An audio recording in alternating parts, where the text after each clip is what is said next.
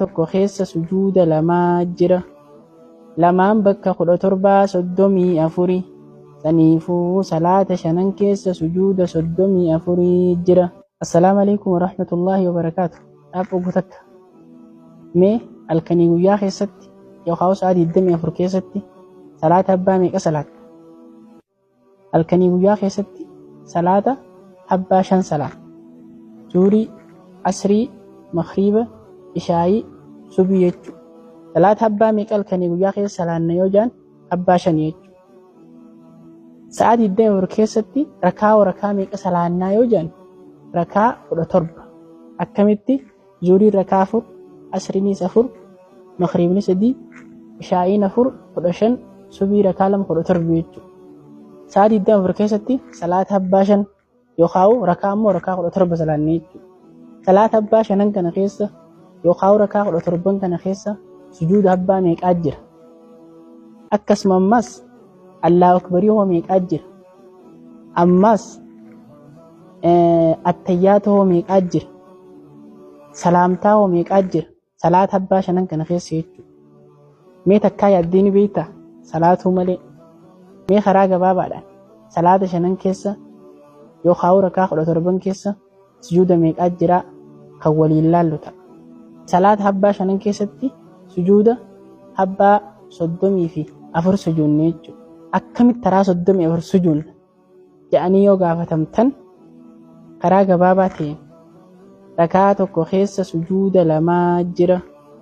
Lamaan bakka 17:34 saniifuu salaata 5 keessa sujuuda 34 jira.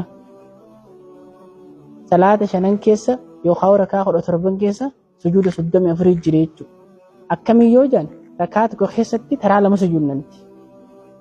Salaanni rakaa 17 waan ta'eef rakaa tokko keessatti waggaa 2 sujuudne 2 taraa 17 jechuudha. Saniifuu 34 ta'a jechuudha.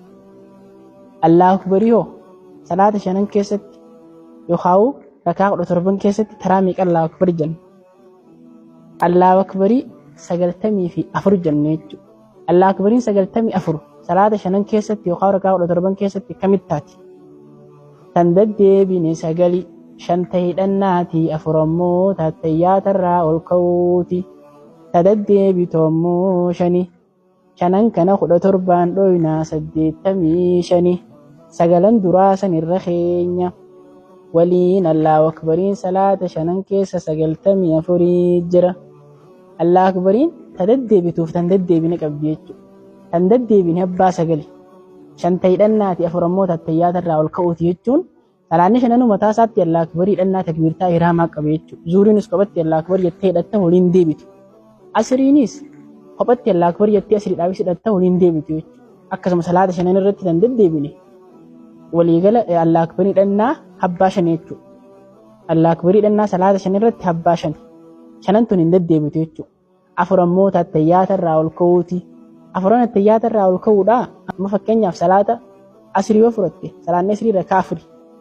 Rakaa 2 salaattii attayyaata teesse jechuudha. Attayyaata kana gaa teesse Allahu akbar jettee ol kaata.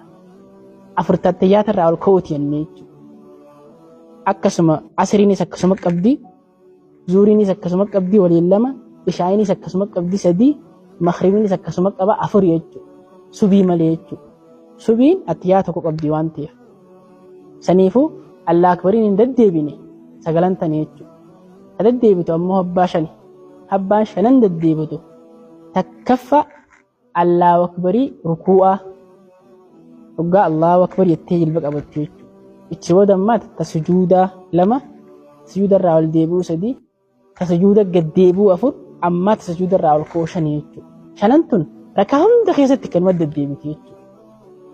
5 tun dhugaa rakaa hunda keessatti deddeebite nuti rakaa 17 jennee jechuudha salaanni. 5 taraa meeqa jechuudha? Taraa 17. 5 taraan 17 85. 9 hin deddeebine san dhugaa irra keenyoore 94 taati jechuudha. Sujuudaa fi Allahu akbarii akkamitti akka ta'e dubbannee jirre jechuudha. Subhaanallah meeqaa jira dhiiroo?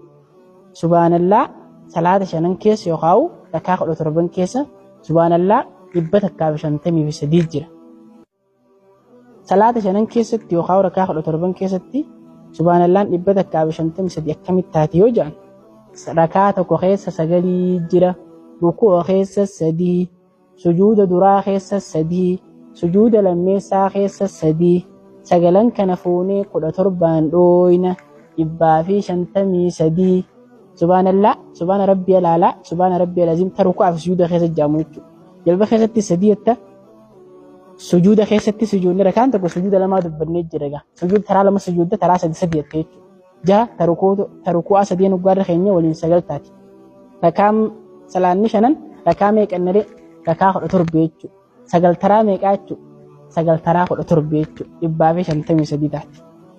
Attayyaatoo meeqaa jira salaata shanan keessa jechuudha. Attayyaata 9 jira. Attayyaanni 9 akkamitti ta'a yoo jedhan salaata 4 keessa tashhuuda 2 jira 8 tokkicha subiitii wajjiin attayyaanni salaata shanan keessa jiru 9 ta'a. Salaata 4 keessa tashhuuda 2 jira 8 yookaan attayyaata 2 jira 8 jechuun zuuriin attayyaata 2 qabdi, asriinis 2 qabdi 4, maghribnis 2 qaba 6, ishaa'iinis 2 qabdi 8, subiin ammoo tokko qabdi waliin 9 jechuudha. Salaata shanan keessa attayyaata 9 jira jechuudha. Salaamtaa 10 jira. Salaata tokko keessa 2 jira. Lamaan kana fuunee 5 dhooyna. Saniifuu salaata shanan keessa salaamtaa 10 jira. Salaata shanan keessa salaamtaa 10 jira jechuudha. Akkamitti salaanni tokko salaamtaa 2 qaba. Zuuriin fakkeenyaaf taraa 2 salaamatta salaamtaa 2 qabdi.